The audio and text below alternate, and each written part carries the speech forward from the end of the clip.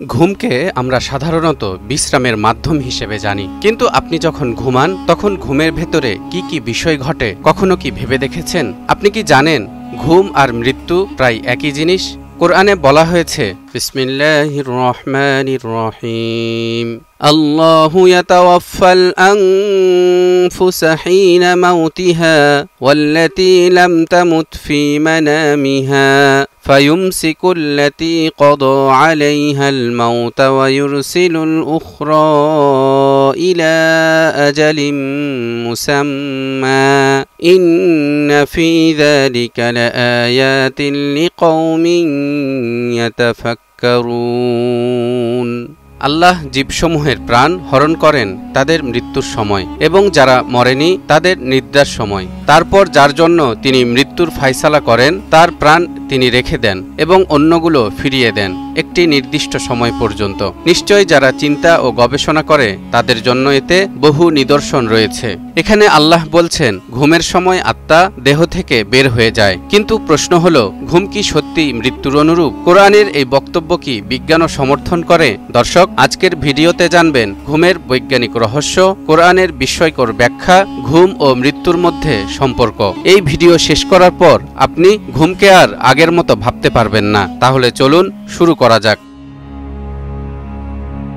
পৃথিবীতে সকল প্রাণী ঘুমায়, এমন কোনো প্রাণীর সন্ধান পাওয়া যায়নি যারা ঘুমায় না। বেঁচে থাকার জন্য খাবারের মতো ঘুমও গুরুত্বপূর্ণ। গবেষণায় দেখা গেছে একজন মানুষ জীবনের 1/3 সময় ঘুমিয়েই কাটায়, কিন্তু যেই ঘুমকে আমরা সব সময় বিশ্রাম বলে মনে করি সেই ঘুমকে কোরআন মৃত্যুর ক্ষণস্থায়ী রূপ বলে বর্ণনা করেছে। ইরশাদ হচ্ছে, বিসমিল্লাহির রহমানির রহিম, وهو الذي يتوفاكم بالليل ويعلم ما جرحتم بالنهار ثم يبعثكم فيه ليقضى أجل مسمى ثم إليه مرجعكم ثم ينبئكم بما كنتم تعملون। আর তিনি সেই মহান সত্তা যিনি রাতে নিদ্রারূপে তোমাদের এক প্রকার মৃত্যু ঘটিয়ে থাকেন, আর দিনের বেলা যা তোমরা করো তা তিনি জানেন। অতঃপর দিনের বেলা তিনি তোমাদের আবার জাগিয়ে দেন যাতে জীবনের নির্দিষ্টকাল পূর্ণ হয়। অতঃপর তার পানেই তোমাদের প্রত্যাবর্তন। অতঃপর তিনি তোমাদের নিকট বর্ণনা করে দেবেন যা তোমরা করেছিলে। দর্শক, লক্ষ্য করেছেন এখানে আল্লাহ ঘুমকে মৃত্যুর সাথে তুলনা করেছেন, কিন্তু কেন? এ ব্যাপারে আধুনিক বিজ্ঞান কি বলছে? বিজ্ঞানীদের মতে ঘুমের সময় আমাদের মস্তিষ্ক ও শরীরে অবিশ্বাস্য পরিবর্তন ঘটে, যা দুটো স্টেজ বা ধাপে সম্পন্ন হয়। প্রথম ধাপ, নন র্যাপিড আই মুভমেন্ট। ঘুমের প্রাথমিক পর্যায়ে শরীর ধীরে ধীরে শিথিল হয় এবং মস্তিষ্কের কার্যক্রম কমতে থাকে। দ্বিতীয় ধাপ, র্যাপিড আই মুভমেন্ট। এ পর্যায়ে মস্তিষ্কের স্মৃতিশক্তি শক্তিশালী হয়, অন্যদিকে শরীর সম্পূর্ণরূপে প্যারালাইজড বা অচল হয়ে যায়। আর ঠিক এই সময়েই আমরা স্বপ্ন দেখি, অর্থাৎ ঘুমের সময় মস্তিষ্ক নিস্তেজ হয়ে যায়, শরীর অচেতন হয়ে পড়ে, যা অনেকটা মৃত্যুর মতোই। দর্শক, এবার আমরা জানব ঘুম ও আত্মা এ দুয়ের মধ্যকার গভীর রহস্য। কোরআনে বলা হয়েছে ঘুমের সময় আত্মা দেহ থেকে বের হয়ে যায় এবং আবার ফিরে আসে। আধুনিক গবেষণায় দেখা গেছে ঘুমের সময় মানুষের চেতনা শরীর থেকে আলাদা হয়ে যেতে পারে। এমনকি অনেক রোগী কোমায় গিয়ে স্বপ্ন দেখার মতো অভিজ্ঞতাও বর্ণনা করেন।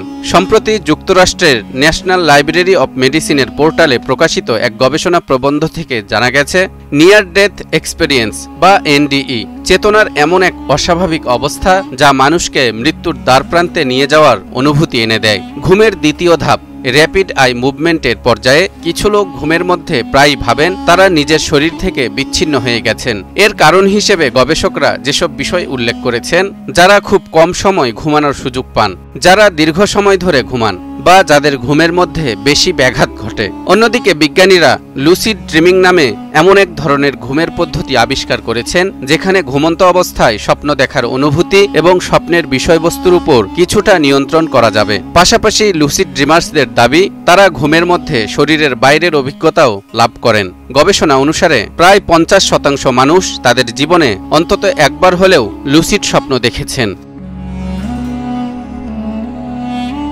এবার আসুন দেখে আসি মৃত্যু আর ঘুমের মধ্যে ঠিক কি কি মিল রয়েছে। কোরআনের ভাষ্য অনুযায়ী প্রতিদিন আমরা সাময়িকভাবে মরে যাই এবং সকালে আবার জীবিত হই। আর বিজ্ঞান বলছে ঘুমের সময় মস্তিষ্কের কিছু অংশ পুরোপুরি নিস্তেজ হয়ে যায়, যা কিছুটা মৃত্যুর মতোই। এছাড়া নিয়ার ডেথ এক্সপেরিয়েন্স গবেষণাতেও দেখা গেছে ঘুম ও মৃত্যুর মধ্যে গভীর সম্পর্ক রয়েছে। সেজন্যই রাসূলুল্লাহ সাল্লাল্লাহু আলাইহি ওয়াসাল্লাম বলেছেন, যখন তোমরা ঘুম থেকে জাগ্রত হও তখন বলো, আলহামদুলিল্লাহিল্লাযী আহইয়ানা বা'দামা আমাতানা ওয়া ইলাইহিন নুশুর।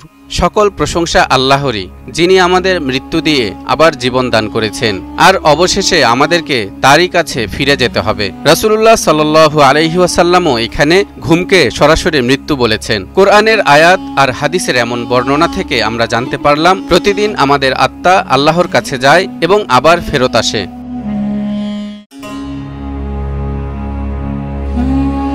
যেহেতু ঘুমের সময় আত্মা আল্লাহর কাছে যায়, তাই ইসলাম আমাদের কিছু দোয়া পড়তে শিখিয়েছে। রাসূলুল্লাহ সাল্লাল্লাহু আলাইহি ওয়াসাল্লাম বলতেন, আল্লাহুম্মা বিসমিকা আমুতু ওয়া আহইয়া। হে আল্লাহ, আমি তোমার নামে মৃত্যুবরণ করি, আবার তোমার নামেই জীবিত হই।